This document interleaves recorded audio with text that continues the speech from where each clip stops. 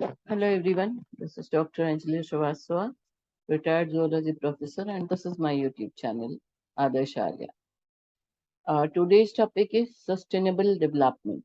Again, next in the series of the environmental science compulsory paper of AECC for graduation syllabus, all faculties compulsory course.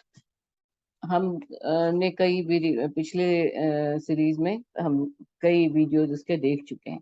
Sustainable development, जिसको हिंदी में हम कहते हैं शाश्वत या सतत विकास। शाश्वत मतलब स्थिर, या स्थिर का मतलब जड़ता नहीं है, वो बना रहे, और सतत रहे मतलब कंटिन्यूटी बनी रहे, सस्टेन करने के लायक विकास। प्रकृति ने जब धरा को बनाया, वातावरण को बनाया, एनवायरनमेंट को बनाया और प्राकृतिक संसाधन बनाए जिनमें जैविक भी हैं और अजैविक भी हैं, तो प्रकृति ने अपना एक सस्टेनेबल डेवलपमेंट का सिस्टम विकसित किया है, खुद ही विकसित किया था, जिसमें बनना और बिगड़ना चल रहा था, शुरुआत से ही चलता रहा है। अकार्बनिक पदार्थों से कार्बनिक पदार्थ बने, जिन हमने इसके पहले देखा था इकोलॉजिकल सक्सेशन। अकार्बनिक पदार्थ से कार्बनिक पदार्थ बने, कार्बनिक पदार्थों से जीव बने, जीवों में सबसे पहले पादप आए, पादप की विभिन्न श्रेणियां आई, और उसके बाद उनमें उपभोक्ता आए, सॉरी, उत्पादक आए प्लांट्स, पादप, और उपभोक्ता आए जीव, विभिन्न श्रेणियों में। वो बनाते थे, उनका उत्सर्जन होता रहा, जीव पदार्थ मेटाबॉलिक एक्टिविटीज करते हैं, उत्सर्जन करते हैं। वो उत्सर्जन वातावरण के लिए नुकसानदेह होता है, पर उनको प्रोड्यूसर्स या उत्पादकों ने अपने काम में ले लिया, खाना बना लिया, ऑटोट्रॉफ्स हो गए। तो इस तरह से एक व्यवस्था प्रकृति ने बनाई। बात जब आगे बढ़ी, जब ह्यूमन आए, ह्यूमन को भगवान ने इंटेलिजेंस दिया, बुद्धि दी, तो हम और आगे बढ़े। फिर कृषि आया और विकास की संभावनाएं बढ़ी और विकास होता चला। औद्योगिकरण हुआ, ग्रामीकरण हुआ, ग्रामीकरण से शहरीकरण हुआ, ग्रामीणीकरण, सॉरी। तो इस तरह से जो विकास होता जब शुरू हुआ, तो अच्छी बात थी, होना भी चाहिए था। हमारे पास एक अलग चीज थी जो जिसको हम बुद्धि कहते हैं।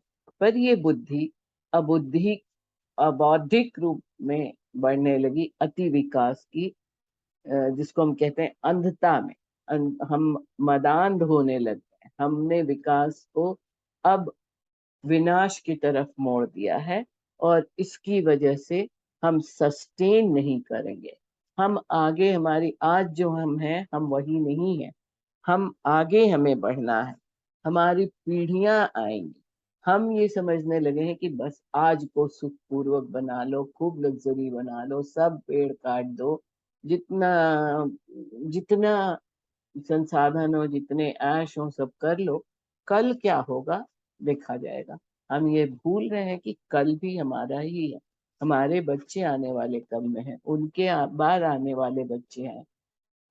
ये अच्छी बात है कि 1980s में, 1987 में, और आधिकारिक रूप से कुछ वैज्ञानिकों ने इस समस्या को बहुत तीव्रता से पहचाना और इन पर काम शुरू किया। और अब हम एक सस्टेनेबल डेवलपमेंट, एक मल्टी डिसिप्लिनरी एनवायरनमेंट ही हम पहले भी ही देख चुके हैं। अब उस एनवायरनमेंट का एक बहुत इंपॉर्टेंट पार्ट हो गया है सस्टेनेबल डेवलपमेंट से रिलेटेड चीजें। अब हमें अपने विकास को सस्टेन करके रखना है, पीढ़ियों के लिए बना के रखना है, सतत रखना है, कंटिन्यूड रहे। शाश्वत मतलब स्थिर रहे, स्थिरता मतलब जड़ता नहीं है, खत्म नहीं हो, बना रहे। That is sustainable development. अगर हम यहाँ देखें, यहाँ से शुरू हुआ विकास, पृथ्वी बड़ी है, जगह बड़ा है, एनवायरनमेंट खुला है, आसमान है, प्राकृतिक संसाधन बहुत है। जैसे जैसे विकास की गति बढ़ी है, शहरीकरण बढ़ा है, और धरती संकुचित हो रही है। ये यहाँ चौड़ापन से लेके हम पतलेपन की तरफ जा रहे हैं। और अब हम अगर नहीं सावधान हुए तो हम देख सकते हैं कि अगर ये स्थिति धरती के संकुचित होने की होती रही, तो हम जीरो पर पहुंचेंगे। काफी काफी नुकसान हो चुका है, काफी खुलेपन से काफी संकुचित हो चुकी है धरती। अब चेतें हम इन प्राकृतिक संसाधनों को बचाएं, विकास को भी बचाएं, और ये विकास के नए संसाधन हैं जिनसे हम विकास भी करें और विनाश से भी दूर रहें। रिन्यूएबल नेचुरल रिसोर्सेज को बढ़ाएं, नॉन रिन्यूएबल नेचुरल रिसोर्सेज का यूज कम करें, रिन्यूएबल का यूज बढ़ाएं, ताकि जो नए संसाधन, जो ऐसे रिन्यूएबल संसाधन बढ़े जिनको हम यूज भी करें फिर से वो बन सके। यही है शाश्वत विकास। अब हम इस शाश्वत विकास को इन विभिन्न पॉइंट्स में देखेंगे आगे। सतत विकास क्या है ये हमने करीब देखा, थोड़ा सा और डेफिनेशन देख लेंगे। इनका महत्व क्या है? सतत विकास की अवधारणा, मतलब ये विकास होता रहे इसके लिए कंसेप्चुअलिटी की गई। अब साइंटिस्ट ने लोगों को जगाना शुरू किया, एक जागरूकता आ रही है जिसको हम अवधारणा कह सकते हैं। सस्टेनेबल डेवलपमेंट की अवधारणा की गई और अवधारणा के महत्व को भी समझाया गया। फिर इसके 3 स्तंभ हैं, 3 पिलर्स हैं। सस्टेनेबल डेवलपमेंट के 3 पिलर्स हैं, सोशल, सामाजिक, इकोनॉमिक आर्थिक, और एनवायरमेंटल, पर्यावरण। इन तीनों के बीच में स्टेबिलिटी रखने के लिए इक्विटेबिलिटी होनी चाहिए, समानता होनी चाहिए, सस्टेनेबिलिटी होनी चाहिए, आगे पीढ़ियों तक ये चलता रहे ऐसी कंटिन्यूटी होनी चाहिए, और बियरेबल होना चाहिए, बर्दाश्त कर सके प्रकृति, ऐसा होना चाहिए। इसके लिए कुछ उदाहरण या स्ट्रेटजीज हैं जो हम देखेंगे। और सबसे लास्ट है, लास्ट बट नॉट लीस्ट, जो सबसे इम्पोर्टेंट है, 2015 के समिट्स में कुछ गोल निर्धारित किए गए हैं जिनको कि 2030 तक प्राप्त करने का लक्ष्य पूरी दुनिया अब इस तरफ कोशिश कर रही है, जिनके लिए ये 17 फैक्टर्स गोल्स रखे गए हैं 2030 तक। तो ये हम आगे हम देखेंगे। सस्टेनेबल डेवलपमेंट क्या है ये हमने थोड़ा सा देखा। ये 2 वर्ड से बना हुआ है। सब, मतलब सब का अर्थ है, इसको मिटा दें, बहुत गंदा सा दिख रहा है। सब, पहला शब्द है सब, SUB, सब। लोअर टू अपर, नीचे से ऊपर। जो नीचे का मतलब हो गया प्रारंभिक, और ऊपर का मतलब हो गया विकास के बाद। अब हम आगे बढ़ रहे हैं, और टेने का मतलब है कंटिन्यूटी, सब बनाए रखना, कंटिन्यूटी या बनाए रखना। तो ये इन 2 शब्दों से बना है सस्टेनेबल।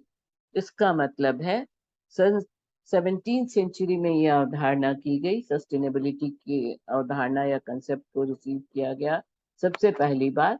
बट तब यही था कि सस्टेनेबल जो है renewable substances, non renewable substances, तब सस्टेनेबिलिटी का ये मतलब था कि हम आने वाली पीढ़ियों को और विकास दें और आराम की जिंदगी बिताने में सहयोग करें। तो एग्रीकल्चर आया, फॉरेस्ट को काट करके एग्रीकल्चरल लैंड बनाए गए। बट तब भी स्थिति इतनी डिसबैलेंस नहीं हुई थी। तब जंगल के ईंधनों, जंगल की लकड़ियों को तब भी यूज किया जाता था, पर खास बात ये थी कि जंगल काट करके लकड़ियां ईंधन के रूप में नहीं बनाई जाती थी। गुरुकुल सिद्धांतों में हमने पढ़ा होगा या जाना होगा, विद्यार्थी जाते थे जंगलों से लकड़ियां चुनते।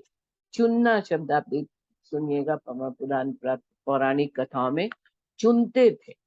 उतने ही में उनका काम हो जाता था, सूखे पत्तों, चुनी हुई लकड़ियों को जला करके उनसे जो आवश्यकताएं थी वो पूरी की जाती थी। तो इस तरह सतत विकास 17th सेंचुरी में शुरू हुआ। 18th सेंचुरी में उसमें मॉडर्नाइजेशन होने लगा, इंडस्ट्रियलाइजेशन होने लगा, अर्बनाइजेशन होने लगा, और 19th सेंचुरी के अंत आते आते ये एहसास होने लगा कि अंधाधुंध विकासीकरण, अंधाधुंध विकास या मशीनीकरण पृथ्वी की संसाधनों को खत्म कर रहा है। और 2005 में से कुछ इस तरह के कॉन्फ्रेंसेस, सेमिनार, समिट शुरू हुए, वैज्ञानिकों में हलचल पैदा हुई, एनवायरमेंटलिस्ट पूरी दुनिया के जितने लगे कॉन्फ्रेंसेस हुए। और 2015 में फाइनली एक गोल बनाया गया, पूरा इंटरनेशनली एनवायरमेंटलिस्ट ने एक गोल बनाया है जिसे 2030 तक इस तरह से हासिल करना है कि पूरी दुनिया में सब कुछ अच्छा हो जाए। सुनने में बहुत अच्छा लगता है, कितना होगा, कोशिश जरूर करें, आशान्वित तो जरूर रहना चाहिए। तो ये हो गया सस्टेनेबल डेवलपमेंट। मनुष्य के उद्देश्य के साथ साथ प्रकृति की आवश्यकताओं को स्वीकार करना है। और यह अवधारणा यह भी समझाती है कि विकास और विकास समावेशी, सबके लिए, समावेशी मतलब सबके लिए हो। अब आज की स्थिति बहुत ही उलट है, गरीब गरीब होते जा रहे हैं, अमीर अमीर होते जा रहे हैं। ये समावेशी स्थापना नहीं है, समावेशी समाज नहीं है। इसे समावेशी बनाना होगा, विश्व की आबादी को नियंत्रित करना होगा और ऐसा बनाना होगा कि सबको सुविधाएं मिल सकें। इस का उद्देश्य, इस सस्टेनेबल डेवलपमेंट शब्द का उद्देश्य संसाधनों का कुशलता पूर्वक उपयोग करना है, साथ ही मानव ग्रह के साथ साथ आने वाली पीढ़ियों के लिए तत्काल और दीर्घकालिक, मतलब अभी तुरंत की लक्ष्य की पूर्ति, आवश्यकताओं की पूर्ति तो हो ही, दीर्घकालिक लॉन्ग टर्म में भी ये संसाधन, ये लक्ष्य होते रहे, ऐसी स्थिति बनाना है। सस्टेनेबल डेवलपमेंट का महत्व। सस्टेनेबल डेवलपमेंट का मूल विचार कल की जरूरतों को ध्यान में रखते हुए आज के लिए काम करना। आज हम काम करें, कल को भूले नहीं, मतलब आने वाले कल को भूले नहीं। बीते हुए कल को भी नहीं भूलें, तभी हम समझेंगे कि बीते कल में क्या अच्छा था।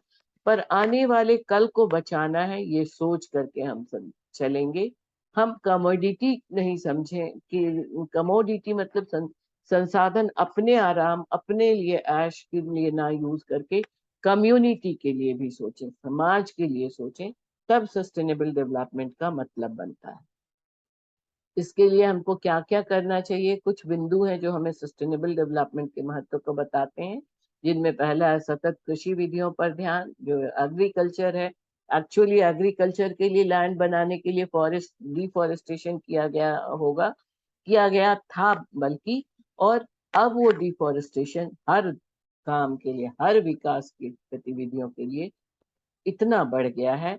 तो जैसा मैंने पहले भी कहा है कि अगर हम वातावरण, एनवायरमेंट या पर्यावरण की बर्बादी के लिए कुछ मुख्य वजह चुने, तो सबसे पहला है डिफॉरेस्टेशन, दूसरा है पॉपुलेशन एक्सप्लोजन। जनसंख्या नियंत्रण नहीं हुआ और जंगलों की कटाई नहीं बंद हुई, तो पृथ्वी को बर्बाद होने से, खत्म होने से कोई शक्ति नहीं बचा सकती।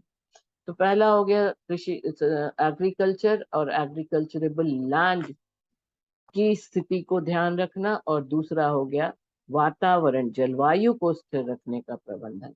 हम जीवाश्म ईंधन, फॉसिल फ्यूल क्या है हम पहले भी देख चुके हैं, जो कि नॉन रिन्यूएबल रिसोर्स है, जो खत्म होता जा रहा है। इसके अत्यधिक उपयोग और जानवरों के प्राकृतिक आवास, डिफॉरेस्टेशन की वजह से मारने के कारण जलवायु परिवर्तन बल्कि जलवायु असंतुलन की समस्या का सामना कर रहे हैं। सस्टेनेबल डेवलपमेंट टिकाऊ विकास, स्टेबल डेवलपमेंट प्रथाओं द्वारा जलवायु परिवर्तन को रोकने में प्रमुख भूमिका निभाता है। इनमें, इनके लिए क्या स्ट्रैटेजीज हैं वो हम आगे के देखेंगे। ये जीवाश्म ईंधन के उपयोग को कम करने को बढ़ावा देता है, जो वातावरण को नष्ट करने वाले ग्रीन हाउस इफेक्ट गैसों को छोड़ते हैं।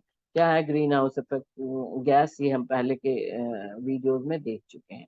अब ये महत्वपूर्ण मानवीय आवश्यकताएं प्रदान करता है सस्टेनेबल डेवलपमेंट, जो हमारी जरूरतें हैं उनको पूरा करता है। Continue continuity in biodiversity. Biodiversity का मतलब है जीवों के प्रकार, अगर हम उनको शाब्दिक अर्थ देखें तो प्रकार। और ये एक बहुत ही इंपॉर्टेंट साइंटिफिक टर्म है। बायोडाइवर्सिटी, जब पृथ्वी बनी थी तब जितने प्रकार के जीव थे, जीव का मतलब पेड़ पौधे भी हैं, सभी लिविंग थिंग्स हैं, तो पेड़ पौधे भी हैं, जीव जानवर भी हैं, इनके प्रकार बदलते रहे हैं और इसको हम बायोडाइवर्सिटी कहते हैं।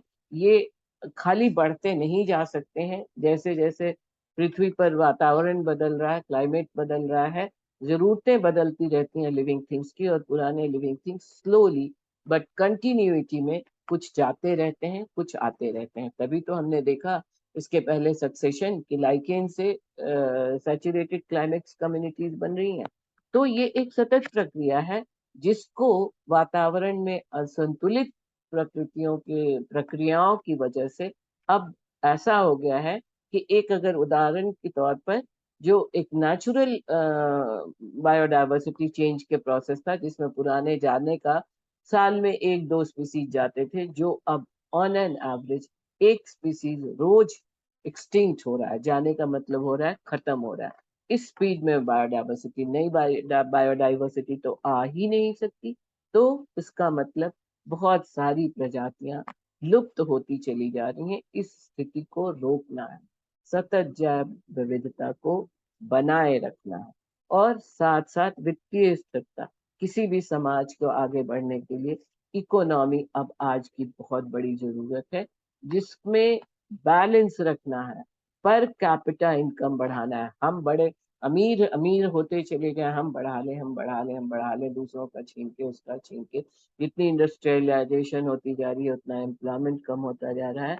तो इस असंतुलन को खत्म करना है सस्टेनेबल डेवलपमेंट का एक महत्वपूर्ण भाग।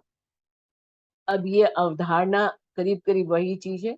इसका ये पैराग्राफ हम ध्यान से एक बार देख लें, जिसे मैंने पहले भी कहा। 1987 में ब्रुटलैंड रिपोर्ट द्वारा आगे सबसे पहले एक्सेप्ट किया गया था, विकास के रूप में परिभाषित किया गया था, जो भविष्य की क्षमता से समझौता किए बिना वर्तमान दुनिया की जरूरतों को पूरा करता है। वो है सस्टेनेबल डेवलपमेंट। 1987 में ब्रुटलैंड रिपोर्ट के द्वारा इस कंसेप्ट को कंसीव किया गया था। सस्टेनेबल डेवलपमेंट को 5 मार्गदर्शक सिद्धांतों के माध्यम से सुगम बनाया जा सकता है। पर्यावरणीय सीमाओं के भीतर रहना, पर्यावरण को कमोडिटी नहीं कम्युनिटी के लिए समझना होगा हमें। अपनी पर्सनल प्रॉपर्टी नहीं है पर्यावरण। पर्यावरण पूरी संसार की आने वाली पीढ़ियों दर पीढ़ियों के लिए है। एक मजबूत, स्वस्थ और न्यायपूर्ण समाज सुनिश्चित करना, हर तरह से जेंडर इक्वालिटी हो, सब एक दूसरे को अमीर गरीब हो, सारा नहीं हो, कम से कम हो ये डिस्टेंस, सबकी इकोनॉमी बढ़े, सबको खाना मिले, सबको भोजन मिले, सबको कपड़ा मिले, सबको आवास मिले। ये है सस्टेनेबल डेवलपमेंट, इसकी कोशिश करना। एक स्थायी अर्थव्यवस्था प्राप्त करना, इकोनॉमिक स्टेटस। इकोनॉमी बहुत जरूरी है आपके, आपके परिवार की, आपके समाज की, आपके राष्ट्र की और पूरी दुनिया की। सुशासन को बढ़ावा देना, करप्शन, बंगलिंग, ये सब को कम कम कम क्या चाहे, होना तो चाहिए, होना ही नहीं चाहिए, खत्म होना चाहिए। पर जितना हो सके गुड एडमिनिस्ट्रेशन, गुड मैनेजमेंट को बढ़ावा दें, बैड मैनेजमेंट को डिस्करेज करें। सामाजिक जिम्मेदारी के रूप में सूचना संचार प्रौद्योगिकी, जो आज का सबसे सूचना संचार प्रौद्योगिकी का मतलब हुआ mass communication, electronic and print media, आज सबसे ज्यादा मोस्ट डेवलप्ड टेक्नोलॉजी जिसको माना जाता है, उसका बहुत जिम्मेदारी से प्रयोग करें। सस्टेनेबल डेवलपमेंट की धारणा इस बात पर गहराई से विचार करती है कि यह महत्वपूर्ण क्यों है, इसके प्रमुख प्रकार क्या हैं और इसके लाभ क्या हैं। इसके महत्व को हम इन प्रमुख बिंदुओं से देख सकते हैं, पॉइंट्स पर। जैसे रिन्यूएबल ऊर्जा प्रणालियों का विकास। अब हम बहुत ज्यादा नॉन रिन्यूएबल ऊर्जा प्रणालियों को, एनर्जी लिबरेटिंग प्रोडक्ट्स का इतना ज्यादा यूज कर चुके हैं कि विनाश की जगह पर पहुंच रहे हैं। पृथ्वी बर्बाद हो रही है, पृथ्वी के नीचे बर्बाद हो रहा है, पृथ्वी के ऊपर बर्बाद हो रहा है, जलीय वातावरण बर्बाद हो रहा है, जल के नीचे रहने वाले जंतु बर्बाद हो रहे हैं। तो जल, हवा, पृथ्वी सबको खत्म कर रहे हैं, उसको कंट्रोल करें। उसके लिए जरूरी है कि रिन्यूएबल प्रणालियों को का विकास करें। नॉन रिन्यूएबल खत्म हो रहा है तो रिन्यूएबल का प्रणालियां या संसाधन को डेवलप और प्राप्त कर सकें, इसकी कोशिश करें। जनसंख्या स्थिरीकरण, ये एक बहुत महत्वपूर्ण इम्पोर्टेंट पॉइंट है। Population control, then integrated land management system, land belongs to the future, हमारा अपना नहीं है। You we regard it as a commodity of ours, हम इसे अपनी बपौदी मान बैठे हैं, but it is for community, और इसको बहुत ध्यान से आगे करें। इंटीग्रेटेड लैंड मैनेजमेंट बहुत सारी चीजों को मिला करके सबके विकास के लिए लैंड को मैनेज करें, that is integrated land management. स्वस्थ फसल भूमि और ग्रास लैंड का डेवलपमेंट एक बहुत इंपॉर्टेंट पार्ट है, जिसको हम इकोलॉजिकल सक्सेशन में देख चुके हैं। ग्रास लैंड, वेट लैंड, इन सबों का मैनेजमेंट डेवलपमेंट बहुत ही जरूरी चीज है। Healthy crop, healthy agriculture, healthy crop obtain करें। वुडलैंड, वन प्रदेश, फॉरेस्टेशन हमेशा से ही इकोलॉजी के लिए, एनवायरनमेंट के लिए बहुत जरूरी चीज है। और सीमांत भूमि, land of less agricultural value, ये जो सीमांत वैल्यू भूमि है, ये बढ़ते चले जा रहे हैं, और इनकी वजह बहुत सारे नॉन एग्रीकल्चरल लैंड, इनको हम कह सकते हैं, ये इनकी वजह बहुत सारी हैं। खराब पानी आपूर्ति, खराब मिट्टी की गुणवत्ता, पिछली औद्योगिक गतिविधियों से प्रदूषण फैलने की वजह से, अत्यधिक ढलान जैसी इन इलाकों की चुनौतियां हैं, जिनकी वजह से भूमि सीमांत हो जाती है। Then conservation of biodiversity, biodiversity जो जैव विविधता है उसको कंजर्व करें, उनका संरक्षण करें। जल और वायु में प्रदूषण का नियंत्रण, पोल्यूशन कंट्रोल, कचरे और अवशेषों, वेस्ट एंड रेसिड्यूअल का रिसाइकलिंग, जो वेस्ट निकल रहे हैं उनको रिसाइकल करने के लायक वेस्ट में बदल सकें, और उन रिसाइकल्ड सब्सटेंसेस को एनवायरनमेंट फ्रेंडली, इको फ्रेंडली बना सकें। पारिस्थितिक रूप से अनुकूल मानव बस्तियां, इस तरह के मानव के बस्तियों का को स्थापित किया जाए जो हर तरह से पारिस्थितिक रूप से अनुकूल हो। आर्थिक, सामाजिक, पर्यावरणीय, तीन मुख्य स्तंभ हैं सस्टेनेबल डेवलपमेंट के। इन तीनों को का बहुत बड़ा बैलेंस सस्टेनेबल डेवलपमेंट की अवधारणा का बहुत इम्पोर्टेंट फैक्टर है। पर्यावरण शिक्षा और सभी स्तरों पर जागरूकता, ये तो बहुत बोलने चले चले जाए तो बोलते ही चले जाएंगे।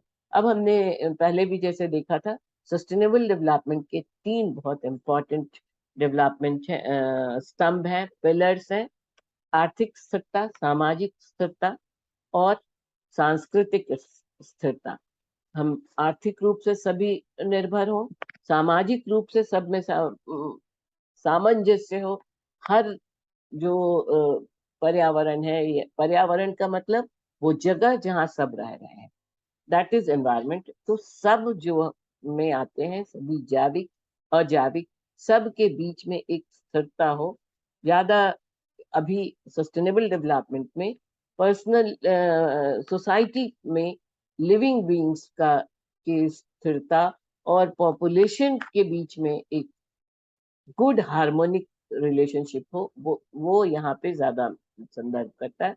और सांस्कृतिक स्थिरता, संस्कृति अच्छी हो, बड़े, ऊंच नीच, अमीर गरीब, औरत आदमी, अब तो बच्चों का भी बहुत ज्यादा दुरुपयोग होने लगा है, बाल मजदूर इस तरह की। तो उन सारी बुराइयों को दूर किया जाए और एक इस तरह का पिलर बनाया जाए जिसमें समाज को पोषित किया जाए। सोशल, सामाजिक, इकोनॉमिक, अर्थव्यवस्था मजबूत हो समाज की, और सुरक्षित और अनुकूल वातावरण मिले। ये तीन परिस्थितियां हैं। इनको लैंग्वेज में समझाने की तीन इम्पोर्टेंट बिंदु हैं। धन और गरीबी के चरम का उन्मूलन, ना एक्सट्रीमिटी के, ना पैसा बहुत हो ना गरीबी बहुत हो। जाति, पंथ और रंग के बावजूद महिलाओं और पुरुषों के बीच में समानता। जाति हो, धर्म हो, पंथ हो, सब अलग हो, रंग हो, पर महिलाएं और पुरुष इक्वालिटी, जेंडर इक्वालिटी, प्रकृति और जीवित प्राणियों के बीच समग्र संतुलन परमात्मा का प्रतिबिंब है। हर तरह से नेचुरल और नेचर और लाइफ का संतुलन, स्वैच्छिक देने और लाभ बंटवारे के महत्व को समझने में लोगों की सहायता करना। खाली लें लें नहीं, दें भी।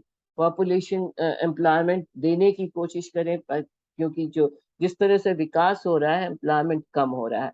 जहाँ 100 लोग एक पेड़ को काटते थे, अब तो वो कटने में काफी समय लगता था, अब कुछ घंटों में मशीनों से हम काट दे रहे हैं। तो वो 100 लोगों का एम्प्लॉयमेंट तो खत्म हुआ ही हुआ, वातावरण का भी विनाश हुआ। झटके से जो हफ्ते भर में कटता पेड़, वो 1 घंटे में, 2 घंटे में कट गया। तो ये स्थिति को कंट्रोल करें। सभी प्रकार के पूर्वाग्रहों, प्रिजुडिस नहीं हो। सार्वभौमिक अनिवार्य शिक्षा, विश्वसनीयता और विश्वासों का उन्मूलन, अविश्वासों का उन्मूलन, अंधविश्वासों, यहाँ पे अंधविश्वास होना चाहिए, अंधविश्वासों का उन्मूलन। दिस इज, और नहीं होगा, इसको आप करेक्ट कर लीजिए, अंधविश्वासों का उन्मूलन। अनेकता में एकता, स्वच्छता, जानवरों के प्रति दया और पर्यावरण संरक्षण, ये मुख्य भाग है जिनको हम 3 भाग में बांट सकते हैं: सोशल, एनवायरमेंटल, इकोनॉमिकल। ये तीनों एक दूसरे पर, ये पिलर्स एक इंटरडिपेंडेंट है। जिस ये पिलर्स के रूप में यहाँ सस्टेनेबिलिटी को दिखाया गया, इंटरडिपेंडेंसी के रूप में यहाँ और यहाँ दिखाया गया। तो ये 3 पिलर्स हो गए एनवायरनमेंट के। अब है कुछ कैसे करें। क्या खराब हुआ वो तो हम बहुत देख चुके, इसके पहले के अध्याय में भी हम देख चुके हैं, सक्सेशन में भी, इसके पहले नेचुरल रिसोर्सेज तो कैसे बिगड़ रहा है, उस पर भी, एनवायरनमेंट के महत्व पर भी। अब स्ट्रैटेजीज क्या क्या अपना सकते हैं जिनकी सहायता से ये स्थिति को वापस सुधारें। बिगड़ना तो बहुत हो चुका, अब और नहीं बिगड़ने दें, बल्कि जो बिगड़ा उसको भी कैसे नियंत्रित कर सकते हैं। तो कुछ ये उपाय हैं। सबसे पहला तो है, अब हमारे पास फॉसिल फ्यूल बिल्कुल खत्म हो रहा है। उस फ्यूल को, ईंधन की उपयोगिता को बहुत ही समझदारी से बांटना होगा। गांवों में जहां लकड़ियों और उपलों, जिनके जो प्राकृतिक संसाधनों को खत्म कर रहे हैं, उपले जलाने से, लकड़ियां जलाने से, जंगल खत्म हो रहे हैं लकड़ियों के जलाने से, और कार्बनिक हानिकारक धूल कण और गैसेस हवा में फैल करके वातावरण को भी प्रदूषित कर रहे हैं। तो गांवों में जहां एलपीजी कम है, वहां एलपीजी का प्रचलन बढ़ाएं, जिसके लिए सरकार काफी प्रयास कर रही है। एलपीजी के प्रचलन से जो ईंधन, जो पेड़ काट करके ईंधन की तरह प्रयोग किए जा रहे हैं, उपलों में वैसे तो बुराई नहीं है, बट बनाने में, पर उपलों के जलने से जो कार्बन फैल रहा है हवा में, और प्रदूषित गैसें फैल रही हैं जो वातावरण को, हवा को प्रदूषित कर रही हैं। तो एलपीजी, लोअर प्राइस गैस का प्रचलन गांवों तक पहुंचाएं, और फॉसिल फ्यूल जो पेट्रोलियम प्रोडक्ट्स हैं उनका यूज कम से कम करें। उनकी जगह पे वाहनों में सीएनजी, कंप्रेस्ड नेचुरल गैसेस का उपयोग करें, जिनको बहुत ही कंप्रेस करके तरल बना दिया जाता है। इनके उपयोग से वातावरण का प्रदूषण बहुत कम होता है। नुकसान बस यही है कि वो पेट्रोल की तुलना में थोड़ा महंगा है। तो सस्टेनेबिलिटी यही तो है कि हम इकोनॉमिकली भी इतना समर्थ बनाए लोगों को कि शहरों में जहाँ वाहन बहुत ज्यादा है, वाहनों का उपयोग संतुलित करें और सीएनजी के प्रयोग को बढ़ाएं। फिर पवन ऊर्जा, बहुत सारे देश में, संसार में, हमारे इंडिया में भी बहुत सारे, जैसे राजस्थान है, गुजरात है, कुछ और कंट्रीज हैं जहाँ बहुत तेज हवाएं चलती हैं। तो विंड मिल्स बना करके, विंड मिल्स स्टैब्लिश करके, उन उस जो जो इलेक्ट्रिसिटी जो कोयला जला करके हमको मिल रही है, संसार प्राकृतिक रूप से जो प्रचलित तरीके से कोयला जला करके थर्मल प्लांट्स में इलेक्ट्रिसिटी जो ऑब्टेन किया जा रहा है, उसकी जगह विंड मिल बनाया जाए, सोलर प्लांट से एनर्जी ली जाए, जल जल जो हाइड्रोलिक पावर से इलेक्ट्रिसिटी प्रोड्यूस की जाए, जो जल झरने हैं, प्रपात है, जल प्रपात है जहाँ ऊंचाई से पानी गिरता है, बहुत दबाव के साथ, बहुत प्रेशर के साथ गिरता है। उस प्रेशर को हाइड्रोलिक प्रेशर में कन्वर्ट करके, उसको इलेक्ट्रिसिटी मैग्नेटिक फील्ड में कन्वर्ट करके, अब काफी ये सब प्रयास चल रहे हैं, ये यहाँ पे मेंशन नहीं किया हुआ है। पवन ऊर्जा के साथ साथ जल ऊर्जा का भी प्रयोग एक बहुत इम्पोर्टेंट तरीका है इकोनॉमिक सस्टेनेबल डेवलपमेंट के लिए। फिर सौर ऊर्जा, सोलर पैनल बना करके इलेक्ट्रिसिटी ऑब्टेन करें, ये तो अब काफी प्रचलन में आ रहा है। फिर है फसल चक्रण।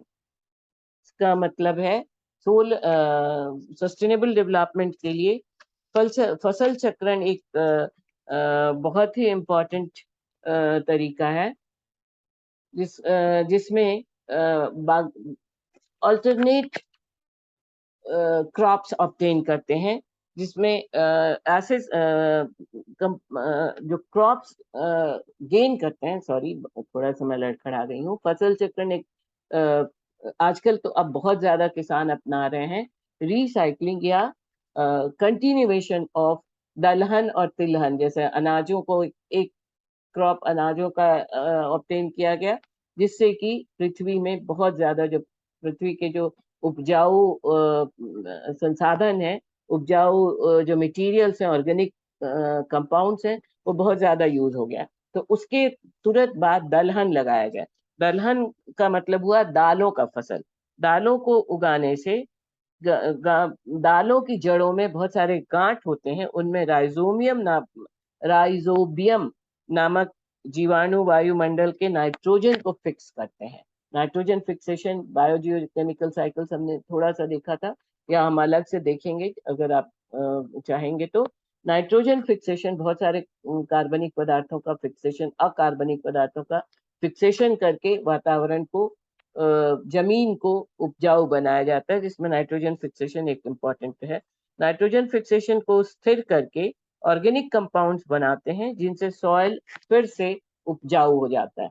जो अनाज उपजाए गए, तिलहन उपजाए गए, उससे सॉइल की फर्टिलिटी कम हुई, उसको रीगेन करने के लिए नेक्स्ट क्रॉप दलहन का, दालों का, पल्सेस का, सीरियल्स का किया गया। तो इस तरह के रोटेशन को कहते हैं क्रॉप रोटेशन या फसल चक्र। ये एक रसायन से मुक्त है, मिट्टी में रोग की संभावना कम करता है, और यह रूप वाणिज्यिक किसानों और घरेलू माली दोनों के लिए फायदेमंद है। देन कुशल जल फिक्सचर, मतलब वाटर का भी, जल का भी स्कार्सिटी अब इतना बढ़ रहा है कि बहुत जल्दी, अभी भी कम नहीं है, बहुत जगह पानी खरीदा जा रहा है।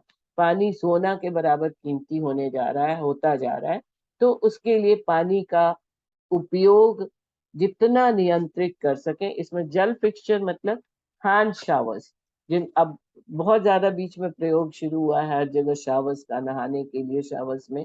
तो वो जो शावर्स है, आप वो बहुत सुविधाजनक है, तो पर उनको अगर हम हैंड शावर्स में, क्योंकि वो छोड़ते ही बंद हो जाए, इस तरह का हैंड शावर्स शौचालयों में, और नहाने के लिए भी शौचालयों में भी, जो बाल्टी बाल्टी भर के या जग भर भर के यूज करते हैं, उनकी जगह इस तरह के हैंड शावर्स पानी के कंट्रोल को कम कर सकते हैं। ये सब कुछ उदाहरण है, इस तरह के बहुत सारे प्रयोग तरीके उपयोग में ला करके हम सस्टेनेबल डेवलपमेंट को ऑब्टेन कर सकते हैं।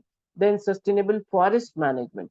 ये फॉरेस्ट मैनेजमेंट एक बहुत इंपॉर्टेंट चीज है। हम बहुत सुनते हैं कि हमने वहां पेड़ काटे, बहुत सारे इंडस्ट्रीज, और रोज एक अनाउंसमेंट आता है, नेताजी लोग बहुत बहुत जगह पौधारोपण और वृक्षारोपण कर रहे हैं, पर क्या उससे हम हासिल कर रहे हैं जो हमारा लक्ष्य है?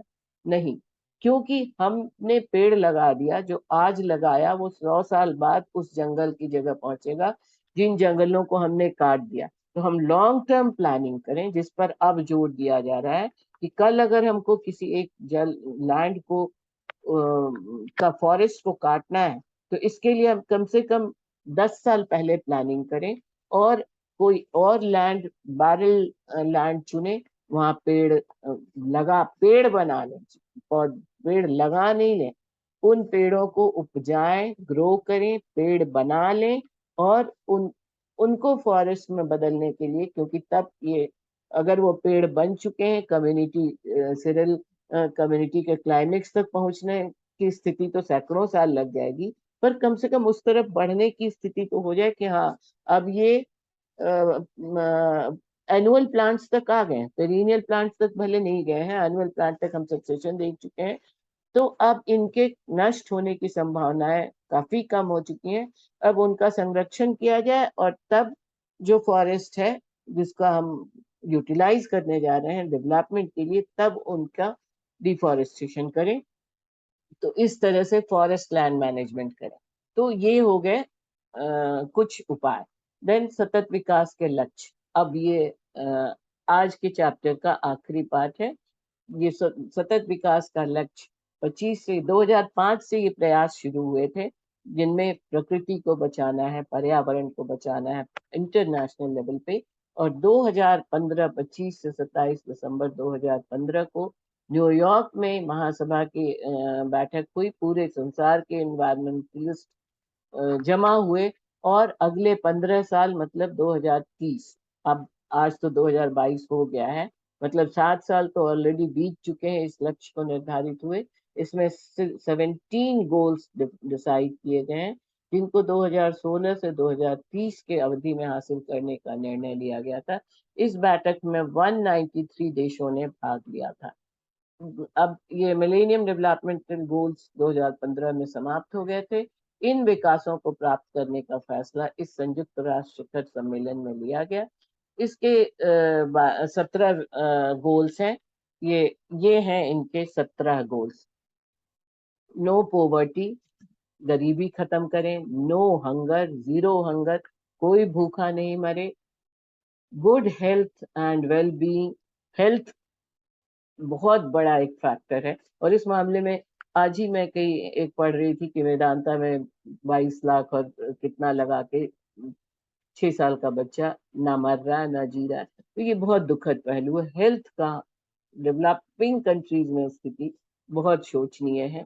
ये इस पर सरकारों को भी, हमें भी ध्यान देना चाहिए कि सिर्फ अपना विकास वही हो गया है, अपना विकास देख रहे हैं, बाकी जाए भाड़ में, तो कल हम भी नहीं रहेंगे।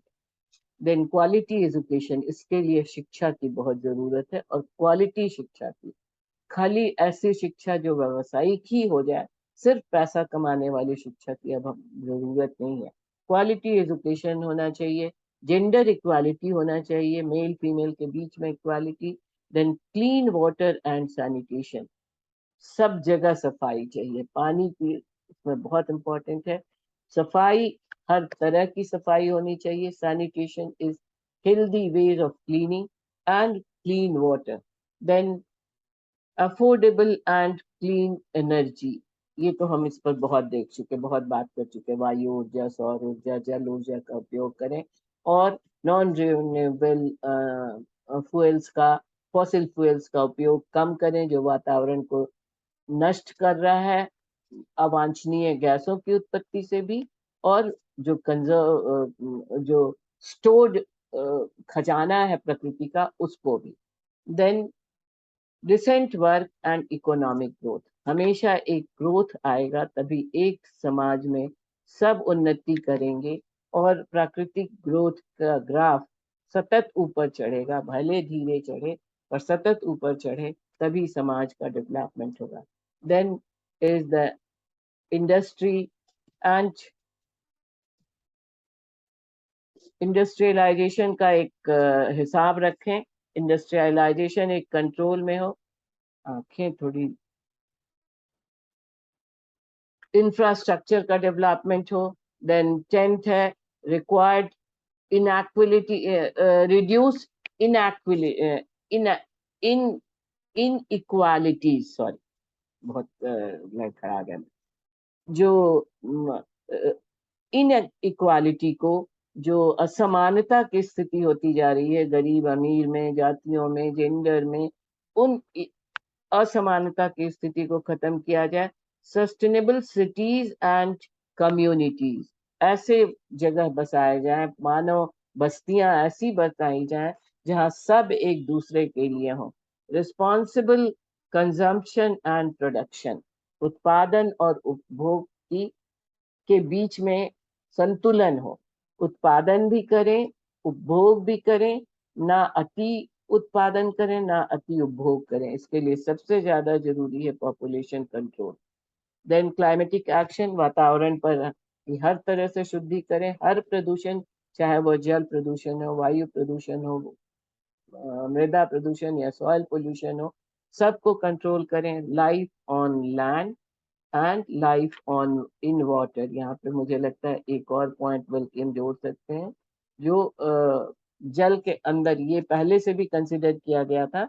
ये जो चक्र है, ये चक्र में ये 17 चीजें हैं।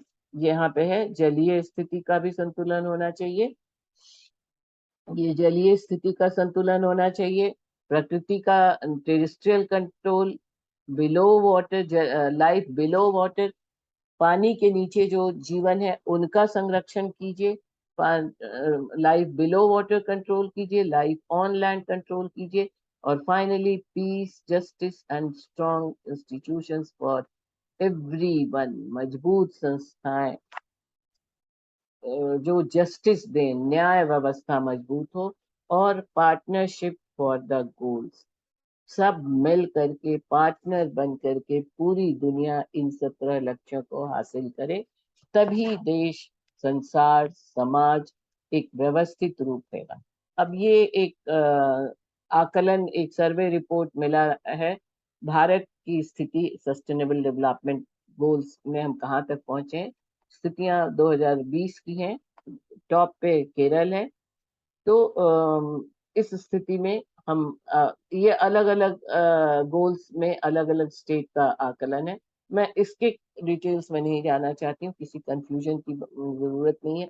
अब 2020 से 2022 में स्थितियां और बदली हैं, और ये अच्छी बात है कि इस साल का रिपोर्ट में कम से कम 2020 से थोड़ी और हमारी विभिन्न देशों की सूची में पोजीशन आप कहिए थोड़ी ऊपर हुई है, बट एग्जैक्टली अलग अलग सर्वे, अलग अलग सर्वेक्षणों में अलग अलग आ रहे हैं, तो हम उस कंफ्यूजन में नहीं पड़े। तो इसके साथ ये खत्म होता है। Do like, share and subscribe the channel, press the bell icon to get notifications, put your comments and suggestions and advices, and see into description box for some further details। जो मैंने आपके नोट्स के लिए, मैं समझती हूँ काफी सामग्री मैंने दी है। कुछ जो इम्पोर्टेंट पॉइंट्स लगते हैं, मुझे लगते हैं कि छूट गए हैं, वो मैं डिस्क्रिप्शन बॉक्स में भी डाल देती हूँ। कुछ इम्पोर्टेंट पॉइंट्स जो नहीं छूटे हैं उनको भी समराइज करके डाल देती हूँ। So thank you. फिर हम देखते हैं अगली बार। अगली बार मैं कोशिश कर रही हूँ, जैसा कुछ छात्रों ने मांगा है, क्वेश्चन पैटर्न फॉर 70 मार्क्स, क्योंकि 30 मार्क्स का इंटरनल होते हैं। तो अगला वीडियो मैं क्वेश्चन पैटर्न पे बनाऊंगी, उसके बाद हम लोग और दूसरे टॉपिक्स देखेंगे, तो एनवायरमेंटल साइंस।